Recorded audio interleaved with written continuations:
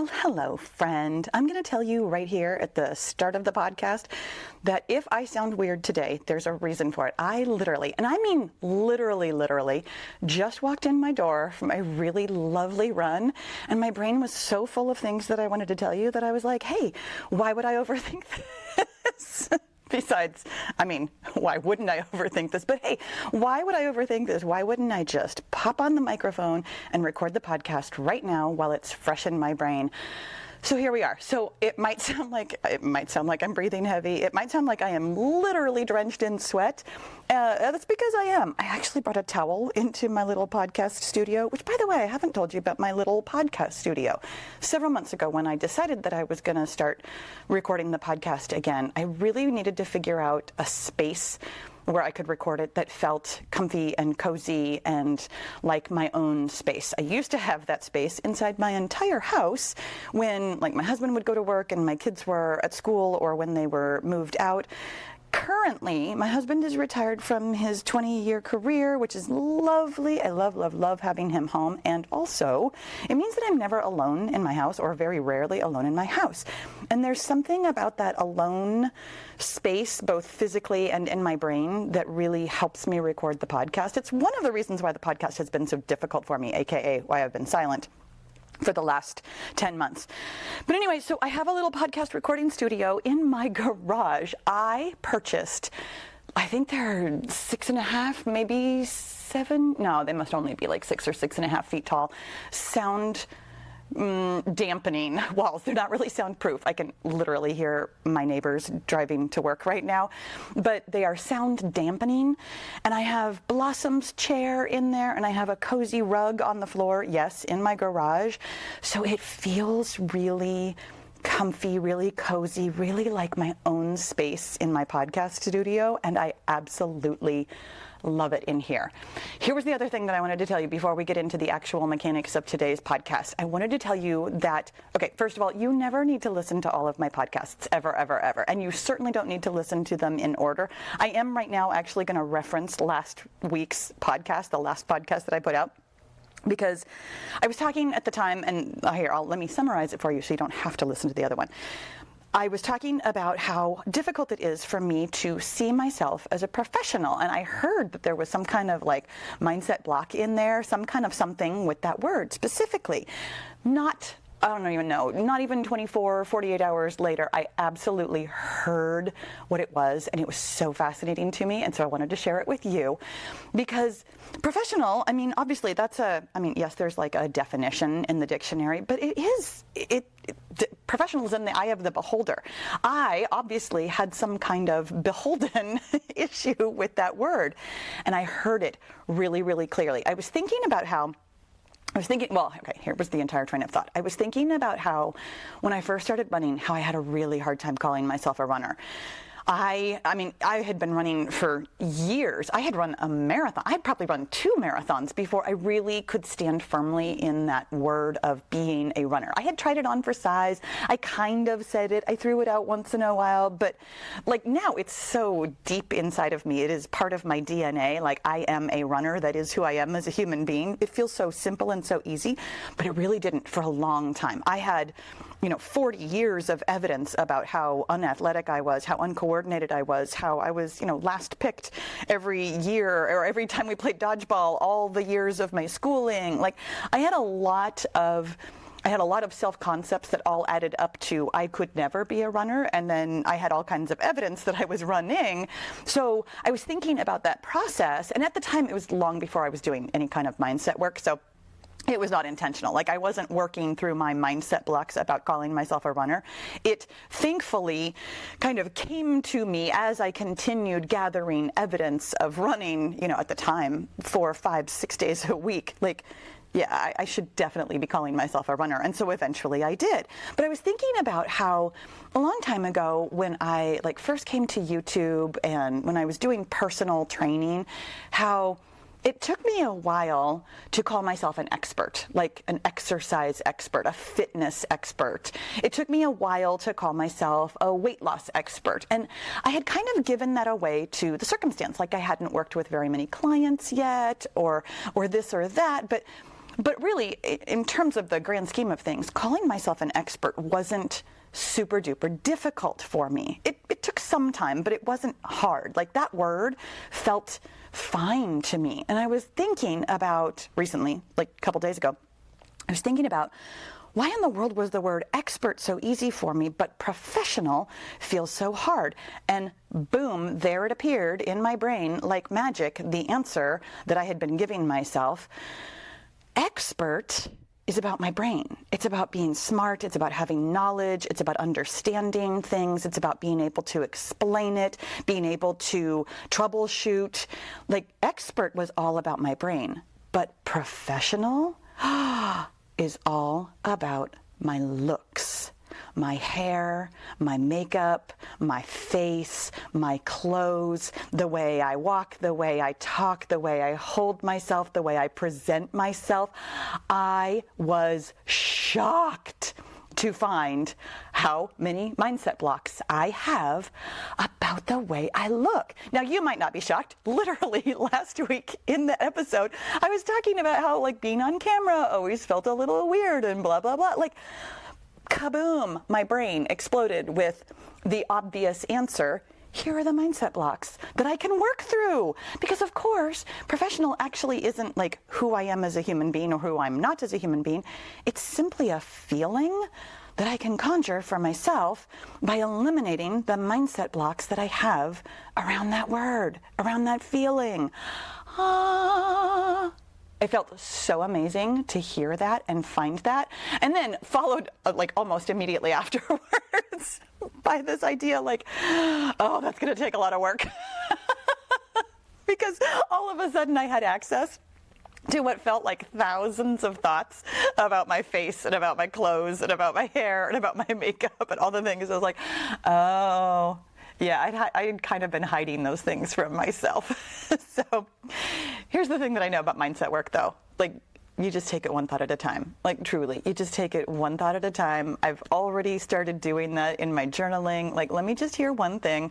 Let me see what's going on in my brain. There will be a time, you never have to find, before we even get into today's topic, let me finish up this little topic within a topic. You never have to find all your mindset blocks. You really, really do not have to find them all. You will find some of them that have so much emotional resonance that when you break through them, it actually kind of takes a lot of your other thoughts with it. Breaking through emotional resonance really quickly, quick little lesson here.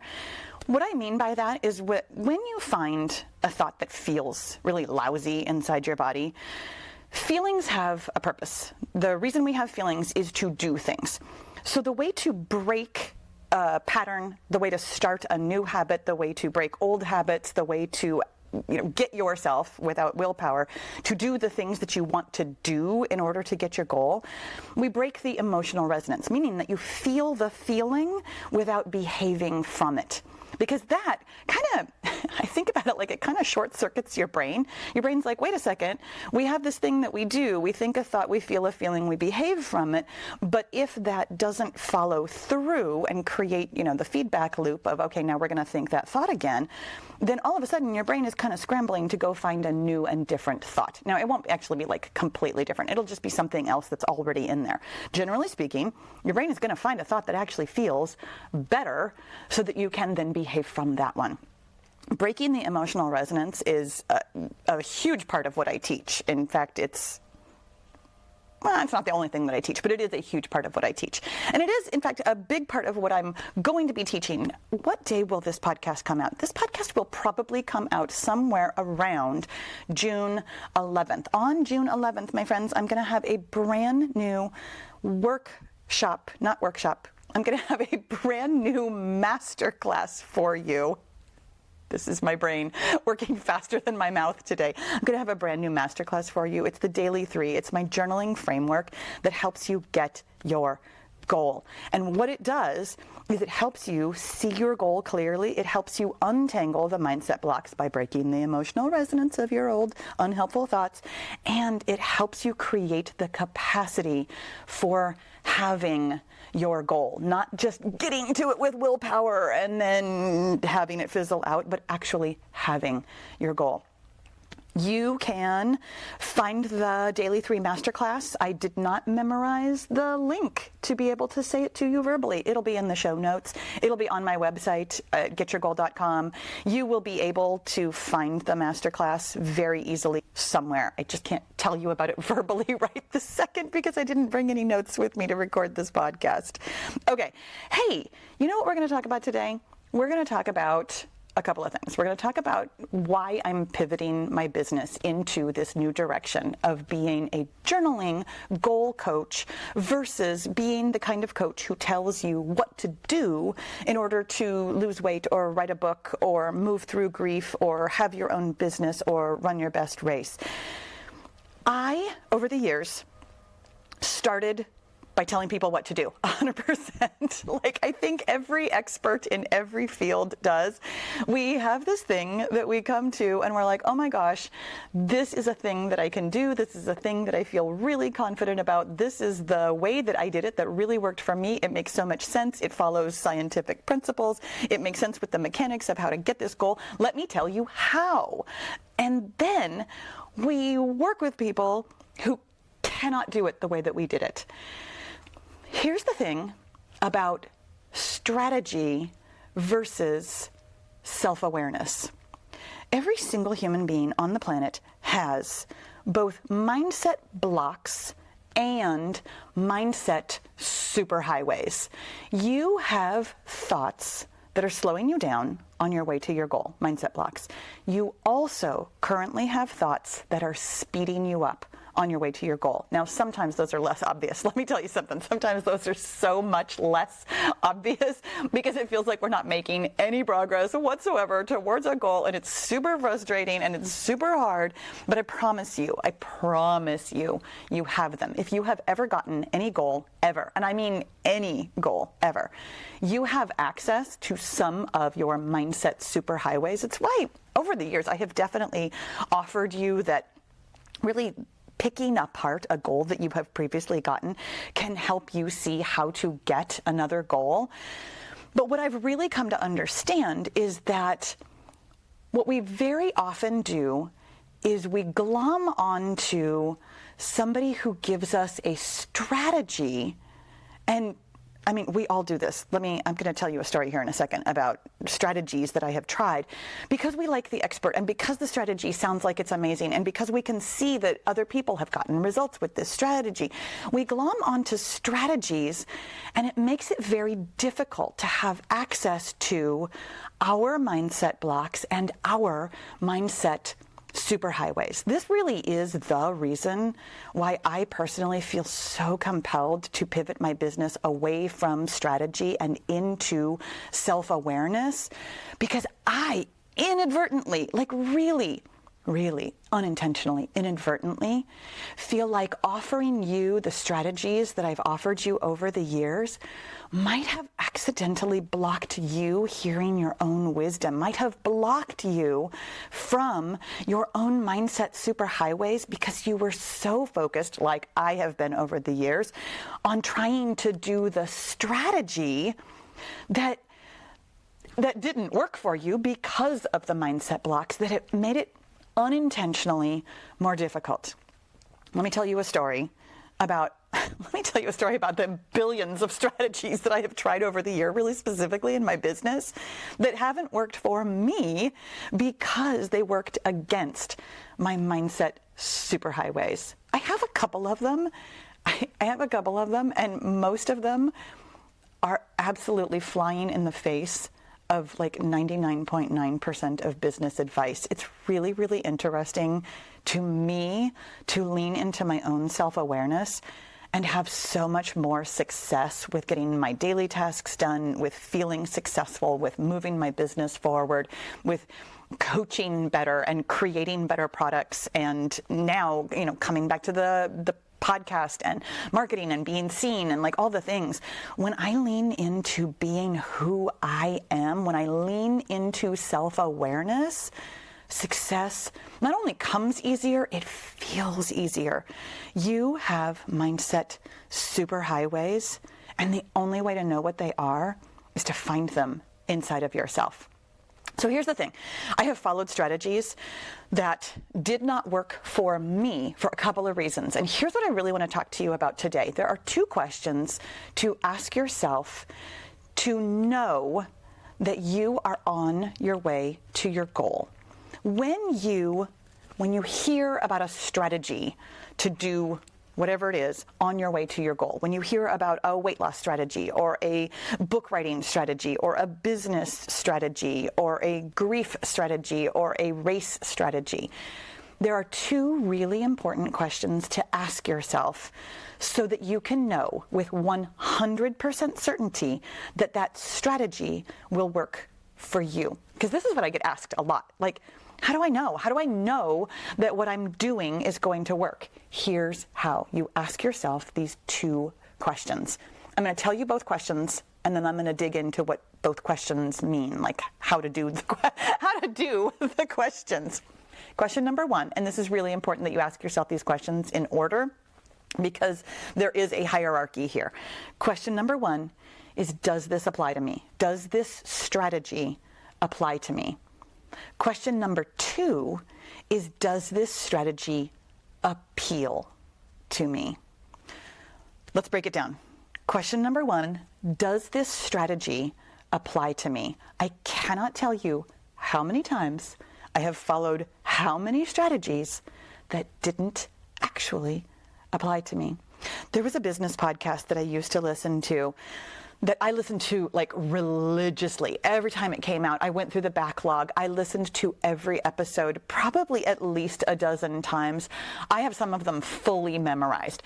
I tried so hard to follow the principles. I did everything this podcaster was talking about. I really wanted to join their programs and their masterminds and their things. And I was like, oh my gosh, if only I could make this work for me. And I tried so hard to squeeze my square peg into the round hole of this business advice, only to find out, after years of trying to do it, that the business advice didn't apply to me at all.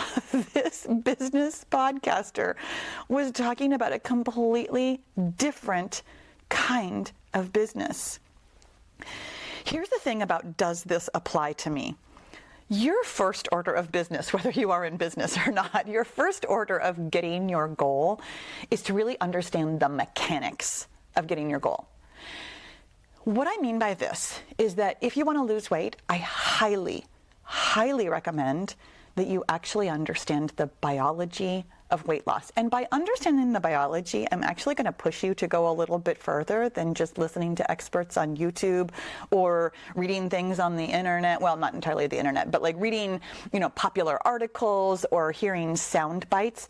I deeply encourage you to go into Google Scholar and read the actual experiments that have been done to find out whether or not the advice you'd love to follow, the strategy you would love to give a try, to find out whether or not it actually applies to you. Because let me tell you something that I have found in my understanding, my expertise of, I totally apologize. Oh my gosh, I don't know if you just heard my watch. I was so enthusiastic about coming in here and recording this podcast. I literally had not finished saving my run. That's how excited I was about this podcast today. Okay, I have saved my run now. Thank goodness, because, did it even exist if it doesn't go on Strava? Here's the thing. When I was researching my book, Mind Over Menopause, and when I was really first starting to give true weight loss advice on YouTube during my exercise videos, I really wanted to make sure that I understood what I was talking about. I had such a deep fear. I had such a deep fear of being wrong, and that is a whole nother topic for a whole nother day. But I was really, really concerned that I was going to inadvertently give bad advice. So I did, oh my gosh, deep work on Google Scholar, understanding the different mechanics of weight loss. And truly, the mechanic of weight loss is energy. It is about energy in and energy out, but not necessarily calories in and calories out. That's a whole nother topic. Don't let me get lost in the weeds. Understanding business really is understanding the mechanics of having an offer, telling people about your offer, exchanging value for your offer, and then delivering your offer. The mechanics of writing a book depends on exactly what kind of book you want to write and exactly how you want to get it out into the world. But there are mechanics, there are best practices, there are things that just makes sense as far as like how to tell a story or how to organize information for a usable nonfiction book. Understanding the mechanics of how to run, how to get good at running, how to run longer, how to run faster, how to run the way that you want to run. There are mechanics of understanding how our brain moves through grief. There are mechanics to your goal. And I deeply suggest that you understand the mechanics so that when you come across or develop for yourself a strategy, a thing to do, that you will know whether or not the strategy applies to you. I'm gonna give you a weight loss advice because this is really something I have so much expertise in. One of the things that I really struggled with when I gained weight, right as I was going through like the depths of perimenopause, right up until that moment of actual menopause, when my body was doing a lot of different things. I also simultaneously was in the middle of grief. I had a lot going on, and I didn't understand why I was gaining weight when I hadn't really changed anything I was doing, even though I definitely had. That is such a story that we all tell ourselves. But anyways, in my mind, I hadn't really changed anything. And then I was trying to double down on all the things that had used to work in my younger years, and they weren't working anymore. So I did such a deep dive into Google Scholar to understand, because I was hearing all these strategies like this is how you do things. What I came to find out is that so many things didn't actually apply to me. So many business principles don't apply to me because of my business structure. I have low ticket offers that, I have guided journaling experiences that are $30. I have a membership, which is an ongoing lower ticket. I mean, it's not cheap, but it's also not expensive. It's $50 a month. I have a membership model, which is very different from somebody who is selling, a $2,000 or $3,000 program, or somebody who is selling like a 6-month mastermind, or somebody who is selling one-on-one coaching. Your business model matters when you are following a strategy. Knowing whether or not a strategy applies to you, to your personal situation, is absolutely vital for moving forward with it, because it doesn't matter whether or not you have mindset blocks or mindset superhighways.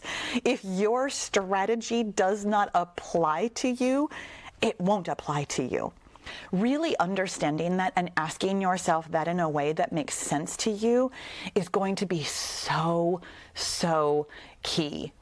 I still find myself hearing about strategies and being like, oh my gosh, that sounds so amazing. I love this. This appeals to me, which is the next question we're going to ask. This appeals to me, so therefore I'm going to make this work for me. This is why there's a hierarchy. There will be things that sound amazing to you, that sound fantastic, that you're like, oh my gosh, I absolutely want to get my goal that way. And yet, if they don't apply to you, it doesn't matter if they appeal to you. However, this also works in reverse. There are plenty of things that might apply to you that, oh my goodness, do not appeal to you. Here's where we really get to your mindset blocks and your mindset superhighways. You have things that you want to do and things that you don't want to do. And you have some ability, and I do encourage you to really discover for yourself. There are some things you don't currently want to do that you can work through, that you can really dig in and hear what you're saying to yourself and gently move through and unstick your mindset blocks. And there are some things that you can just do because you have the mindset superhighway that appeal to you, that are going to make a strategy work for you. You know, here's the thing. I have said that sentence so many times, like so many hundreds of times. Make it work for you. And this really is, I'm hearing this in my own brain right now. This really is what I've been saying the whole time. Like, lean in to your mindset superhighways.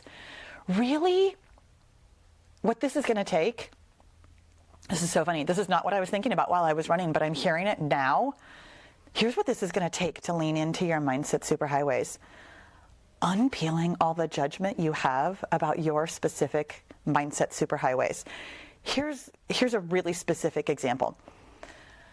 I've been told by everybody, and not directly, don't get this wrong, like nobody's pointing their finger at me and being like, you should, but there is so much business advice about batching your content and blocking your time, like batching and blocking. Like if you are in business for yourself, you have absolutely heard this, and maybe this totally works for you, but let me tell you something.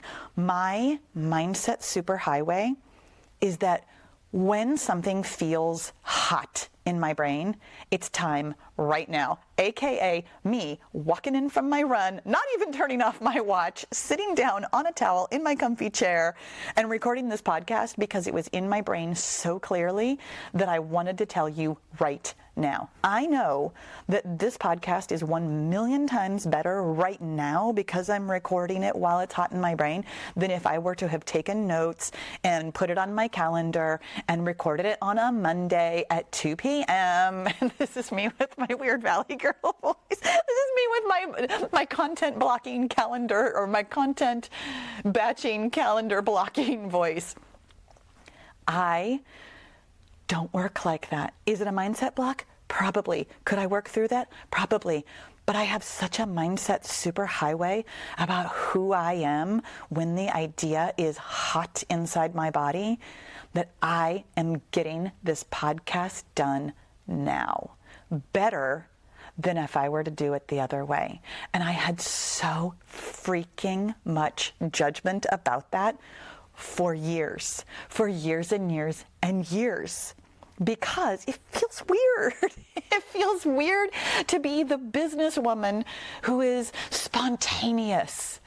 As a businesswoman, shouldn't I be like organized and have a calendar and be professional and behave in this way that quote unquote everybody says is the way to behave?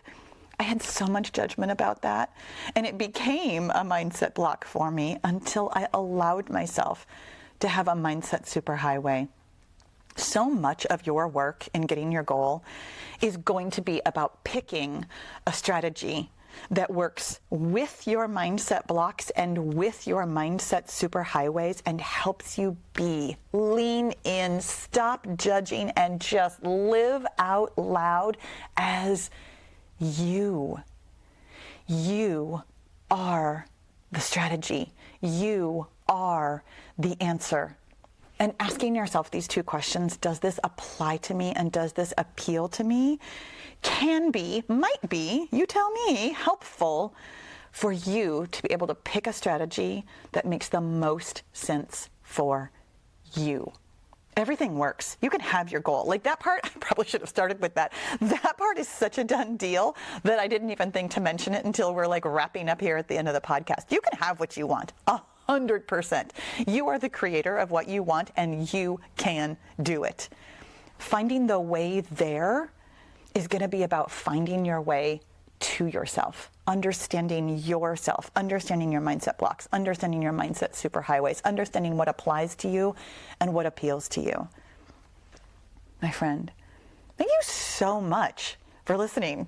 Thank you so much for being here in my cozy little podcast studio, hanging out with me while I'm sweating. I will talk to you again soon.